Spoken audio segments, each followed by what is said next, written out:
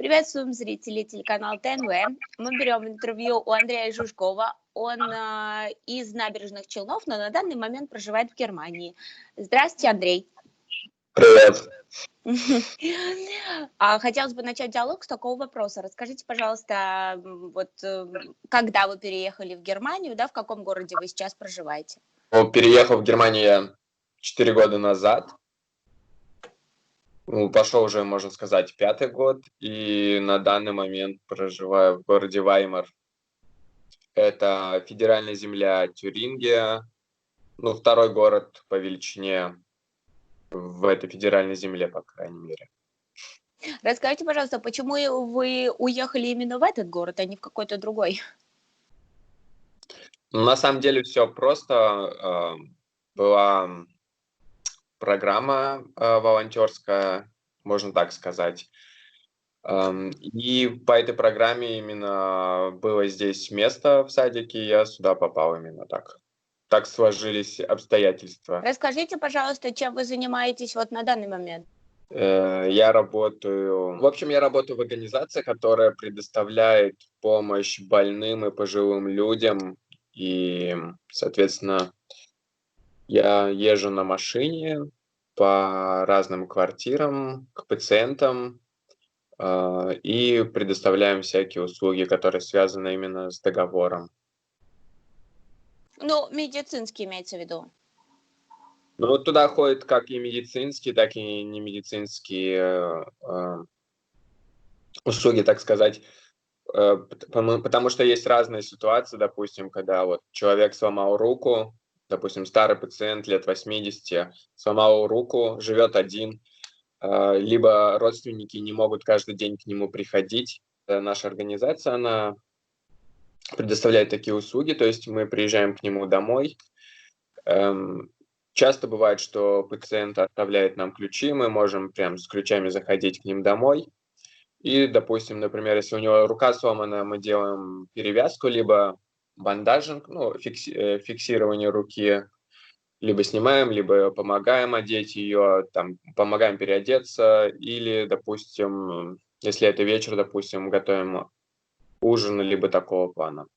Но ужин не в таком плане, что какая-то сложная вещь, это довольно-таки часто какой-нибудь такой быстрый ужин, либо, как называют немцы, то есть это просто, так сказать, вечерний бутерброд.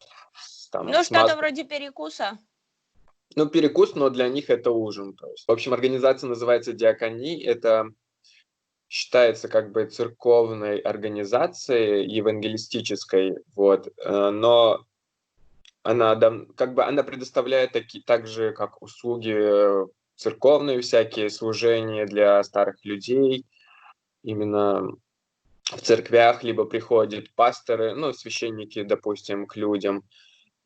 Такие тоже есть как услуги, получается, но на данный момент, мне кажется, большинство таких организаций, а их немало в Германии именно, они уже давным-давно не направлены только как в религиозную сторону, они больше направлены именно в социальную помощь людям. И сразу же возникает вопрос, на что существуют такие организации, так сказать, при церкви? То есть откуда у них финансирование? Их государство поддерживает, получается?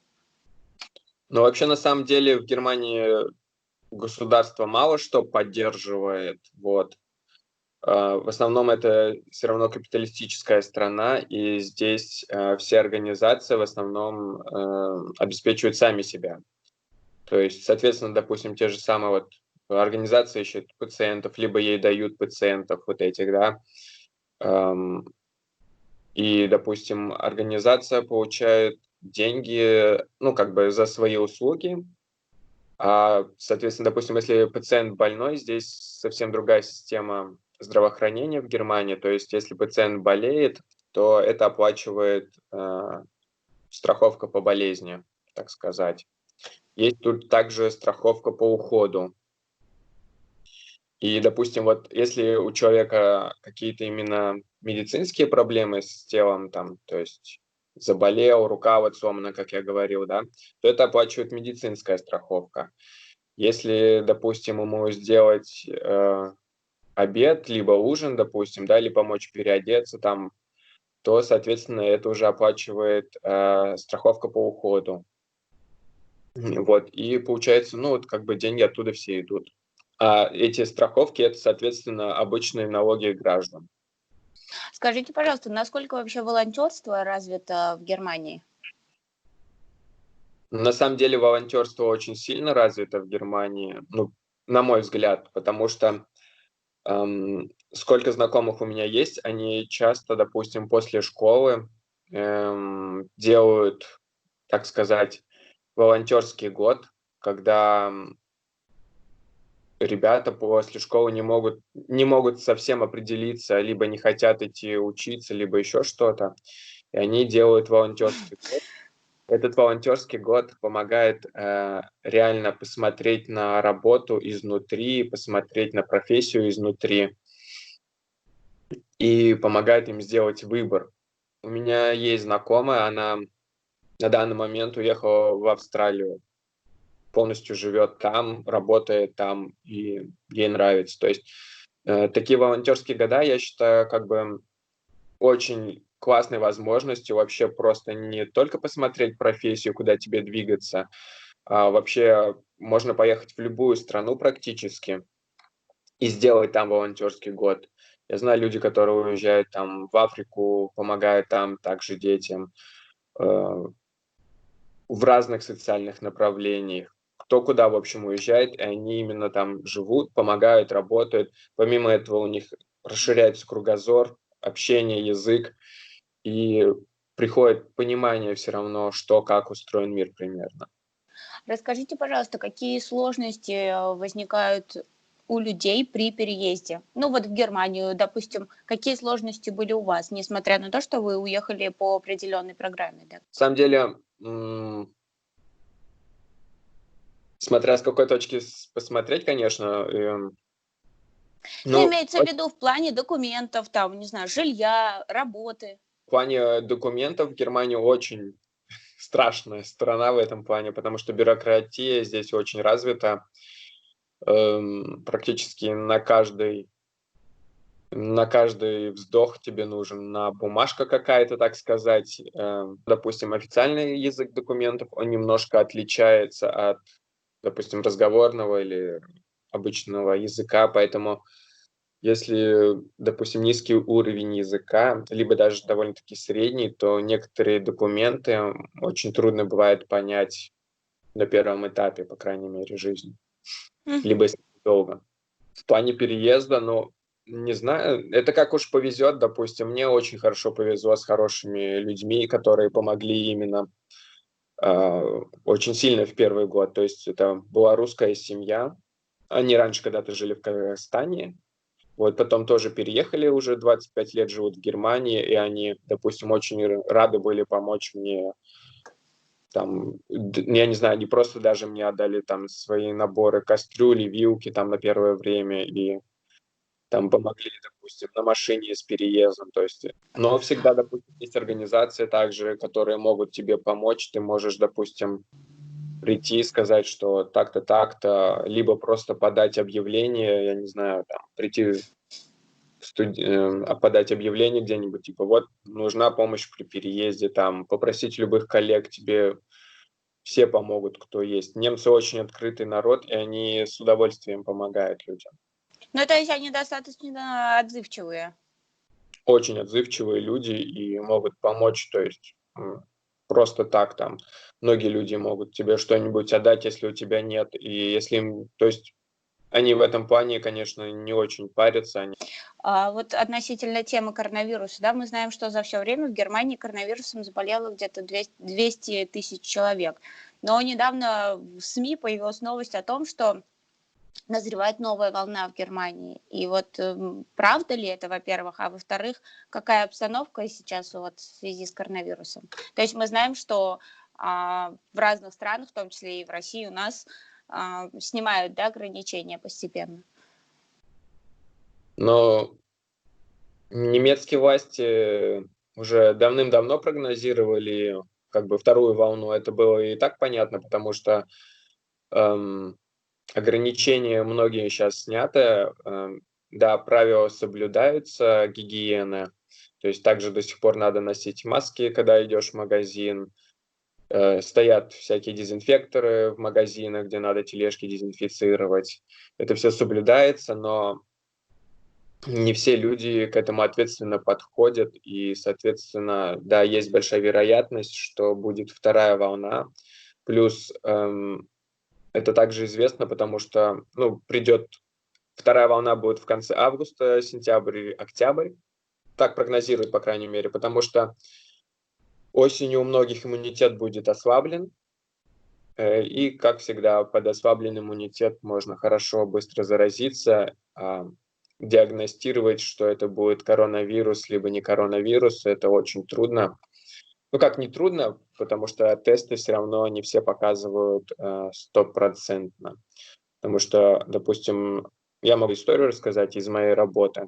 У моей коллеги, она была у своего врача домашнего, так сказать, и ей сделали тест, но она попросила сделать ей тест на коронавирус. В общем, ей сделали. Первый тест показал, что он положительный. Ее сразу же отправили на карантин на 2 недели, но симптомов у нее таких не было, там, чтобы боль или горло болело, кашель и прочее, да, считай, симптомов вообще не было. Ее на 2 недели отправили, она написала полностью список, с кем она контактировала все это время. Получилось так, что все пациенты, с которыми она контактировала, это было около 20 человек. Потом я должен был этих пациентов делать, потому что коллега ушла в карантин, и я, соответственно, должен был за нее выйти. Вот, потом проверили всех этих пациентов, также 20 человек. У них ни у кого не оказалось в итоге коронавируса. Отправили на карантин все бюро, потому что она как раз до этого общалась со всем бюро, ну, которые документами занимаются именно. Там многие шефы тоже ушли на карантин на 2 недели, их всех тоже заставили делать тест и отправили пару человек, коллег, с которыми она была как раз на паузе. Вот, их тоже всех, соответственно, проверяли. В итоге, как оказалось, она 2 недели у нее прошел. После течения 2 недель ей опять делали тест. Второй тест, второй тест показал негативный результат. И потом еще через неделю ей делали еще один тест, третий тест, который также показал, что негативный он. Вот. И потом также по немецкому телевидению говорили, что тесты вот эти, допустим, по коронавирусу, да, ну, где-то каждый третий, возможно, либо четвертый, они неточные. У нас центры или прочие магазины уже давным-давно работают, просто можно Ага. соблюдать банальные меры предосторожности. Когда была как бы введена вот эта экстремальная ситуация именно по коронавирусу, все были отправлены на карантин, основные рабочие, и, допустим, работали только пожарные, скорая помощь, полицейские, соответственно, и, допустим, вот которые, как наша фирма, которая предоставляет уход за людьми, которые не могут сами уже. И немецкие власти, они обещали людям, которые, так сказать, работали именно в это время, какие-то дополнительные выплаты. И моя профессия, да, вот как, которая занимается уходом за людьми, они получат выплаты, да, но, допустим, которые работали люди в больнице, медсестры, они, к сожалению, не получат помощь от государства, хотя изначально государство говорило, что получат все помощь все, кто работал. Все зависит от немецкой системы здравоохранения, потому что здесь, допустим, система страховок в Германии. Это как бы получается, тоже есть пару страховых компаний, есть частные, есть государственные страховые компании. Соответственно, каждый рабочий, каждый работодатель, то есть, ну как получается, работодатели и рабочие, они делят эту страховку пополам, и эти деньги уходят в страховую компанию, которая потом в будущем, если ты заболел, они уходят на твою болезнь. И как бы для таких случаев тоже там есть какие-то выплаты, но, соответственно, город по бюджету тоже не может это сделать, потому что, соответственно, как бы кризис, вот эти страховые компании, они тоже не имеют такие средства, чтобы каждой, допустим, медсестре в Германии заплатить вот эту помощь, как бы, которую они, как бы, ну, просто СМИ вначале так осветили, что они, типа, должны получить, но в итоге, насколько я знаю, они вообще сейчас ничего не получат. И это очень обидно, потому что у меня знакомая, она все это время работала, да, считай, в больнице, и у нее, допустим, тоже ребенок, муж, и, соответственно, она тоже была в этом риске, так сказать. То есть она могла это принести домой, могла заразить мужа или ребенка. И то, что они не получат сейчас помощи, это, не знаю, немного обидно. Как люди реагируют на ситуацию, на то, что вот мужчина, Ифрауш его зовут, вооруженный луком и стрелами, недавно разгуливал по одному из городов Германии. То есть бывают ли часто такие ситуации? То есть и мы потом знаем, опять-таки, из СМИ, то, что он там похитил у полицейских оружие, его до сих пор поймали или нет, неизвестно. Показывают по центральному телевидению. Насколько я знаю, его до сих пор не поймали. Он скрывается в Шварцвальде, в Черном лесу, В так сказать. лесах, ага. Да, ну как, он, получается, обезоружил полицейских, да, и скрылся где-то в лесах. Он очень хорошо ориентируется в лесу, он знает эти места хорошо. Вот, допустим, там показывали интервью с мужичком, который владеет недалеко кафе от этого места. Он рассказывал, что он за 2 дня с этим мужичком разговаривал, в принципе, все было нормально и так далее. И, ну, никто не может сказать, из-за чего там так случилось. Но я думаю, не чаще, чем во всем мире. В последнее время вот в России, именно в Татарстане, в Казани, говорят о строительстве МСЗ, да, мусоросжигательного завода. И расскажите, пожалуйста, как обстоят дела с этим в Германии, то есть, а именно отношение людей к раздельному сбору мусора, то есть как они к этому пришли. У нас в Казани, допустим, поставили уже, да, там не так давно, конечно, контейнеры для раздельного сбора мусора, но подходя как бы к этим контейнерам, ты понимаешь, что люди не сортируют его, то есть всем все равно. Это в нашей стране. Вот как в Германии люди пришли к этому, и как они соблюдают это. Есть теория то, что большие штрафы, и, соответственно, то есть есть даже специальная организация, которая ездит и смотрит мусоробаки. Но видишь, как здесь система устроена? То есть, допустим, каждому дому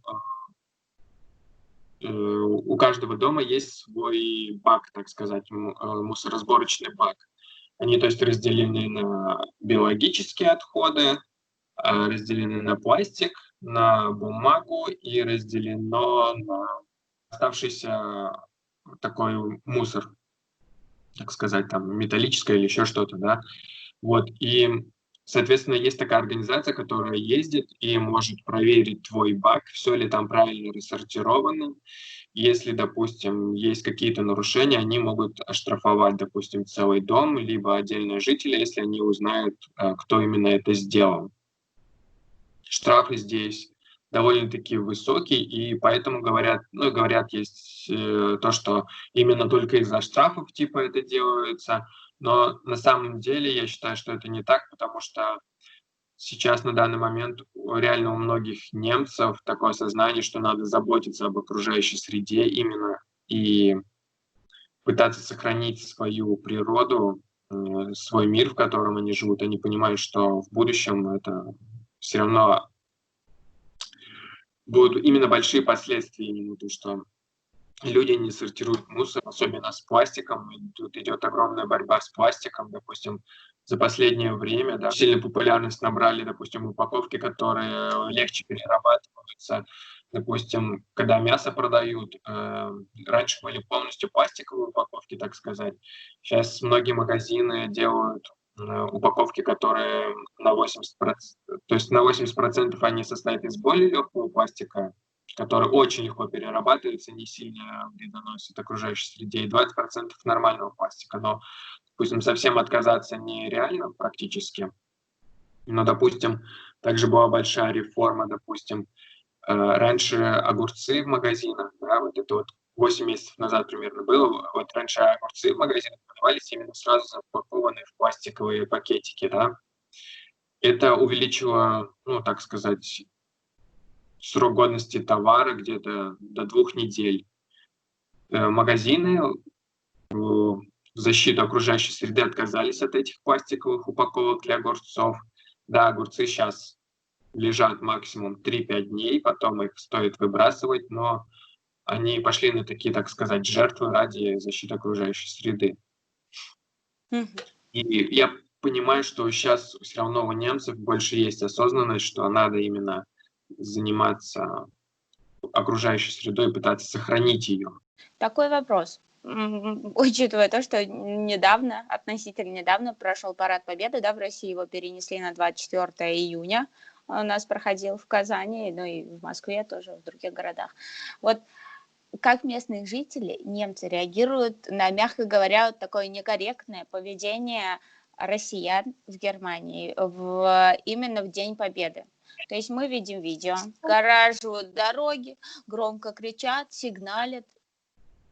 Мне кажется, есть такие персонажи, да, но, допустим, русские, которые живут здесь, они себя так не ведут. То есть они понимают, да, они могут, допустим, сделать организованный памятный проход, но это всегда все согласовано с властями немецкими.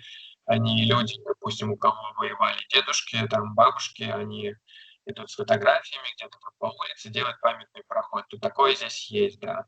По крайней мере, до сих пор большинство немцев, они очень сильно негативные, очень сильно критикуют именно фашистов, ихнюю политику, то, что они хотят опять возродить и так далее, да.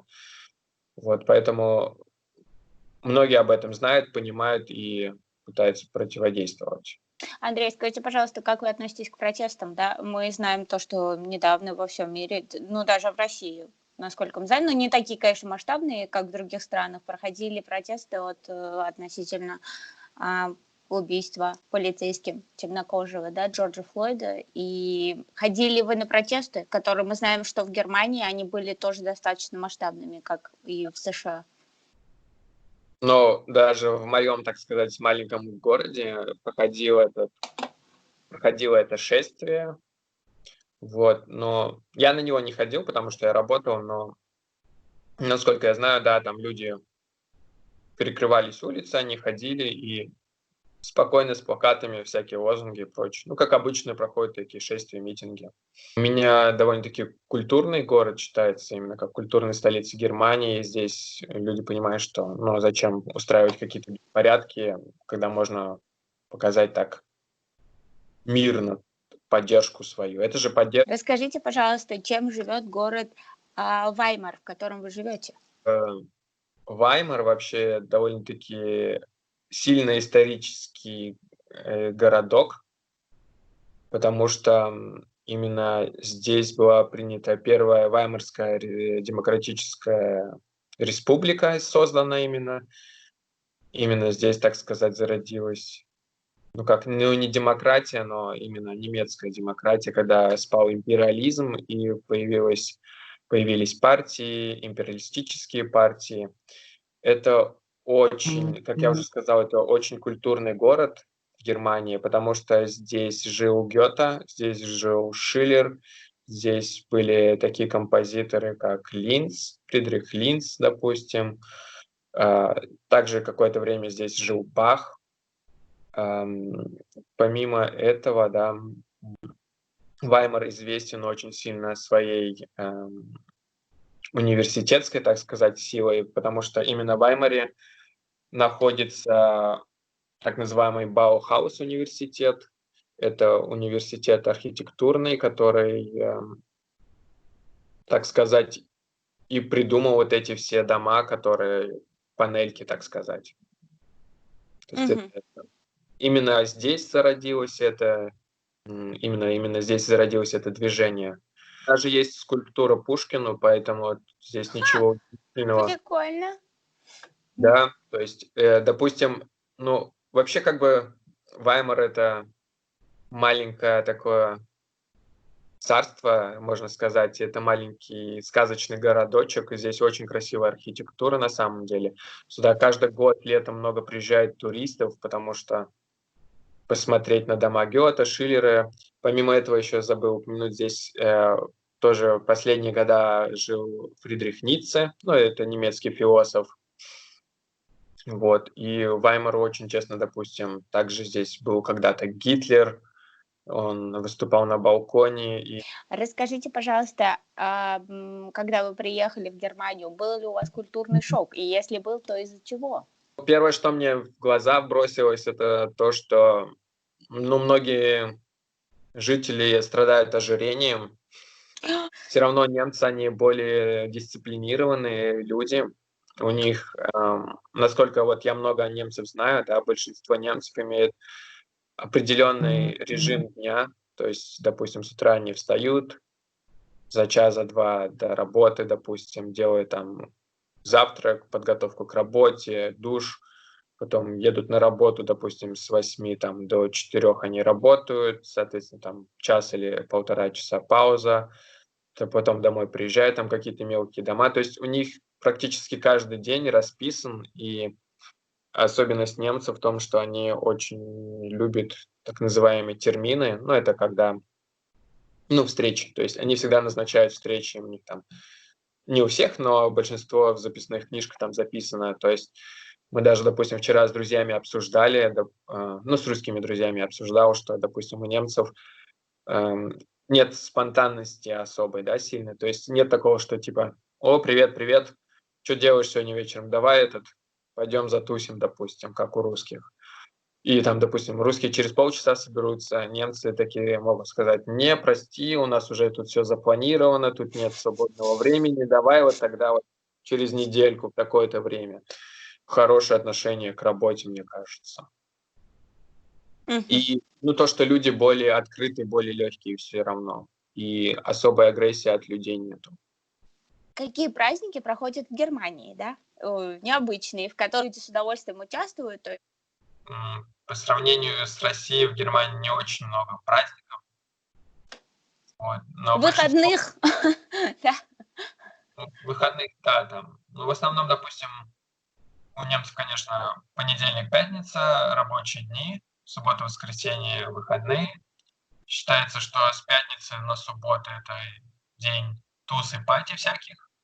Воскресенье это уже такие дни, когда все спокойно, все тихо, все закрыто, даже магазины, и ничего практически не работает. Ну, Октоберфест, потом есть Фашинг, довольно-таки тоже любимый праздник немцев. Это что-то типа нашей русской масленицы, когда люди одеваются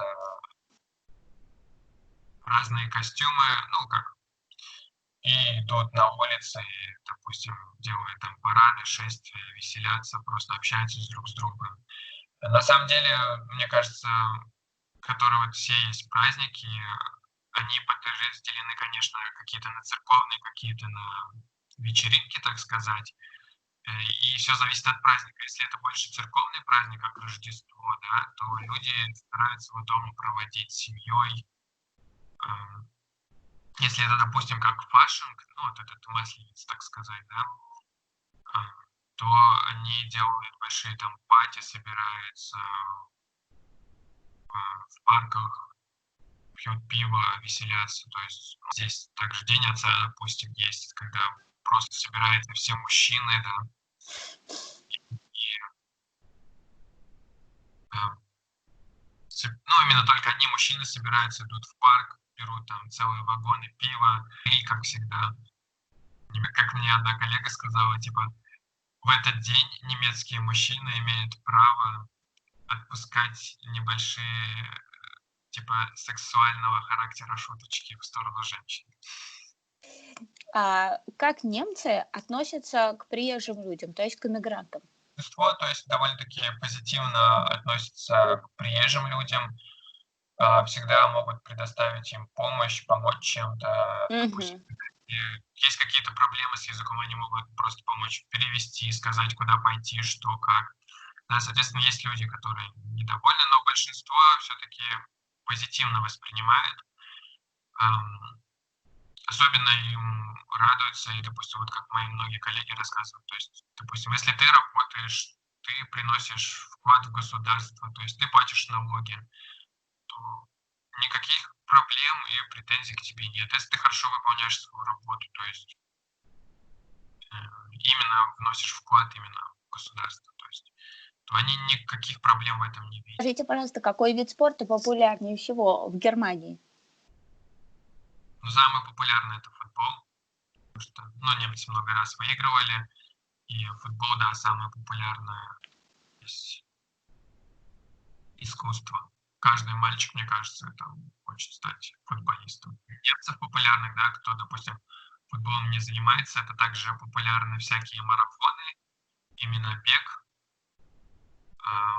Очень здесь, так сказать, развито именно велосипедное движение, то есть немцы часто, в каждой семье есть по велосипеду, в городе они ездят на велосипедах, часто делают на велосипедах всякие вылазки на природу и так далее, то есть именно где-то там по 80 километров ездят там не целую неделю в какой-то другой город.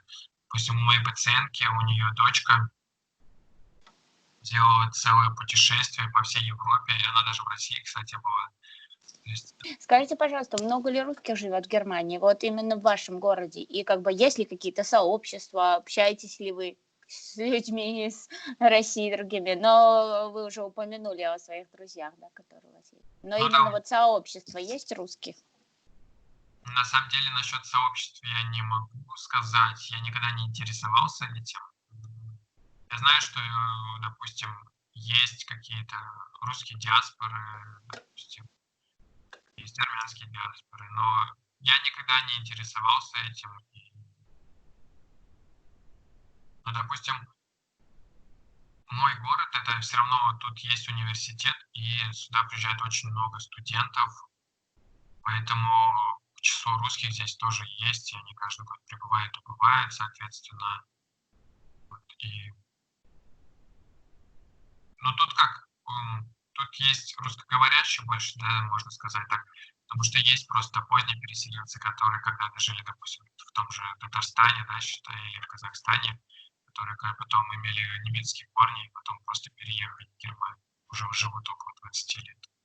Андрей, спасибо вам большое за интервью, что выделили нам время, рассказали, как живете в Германии.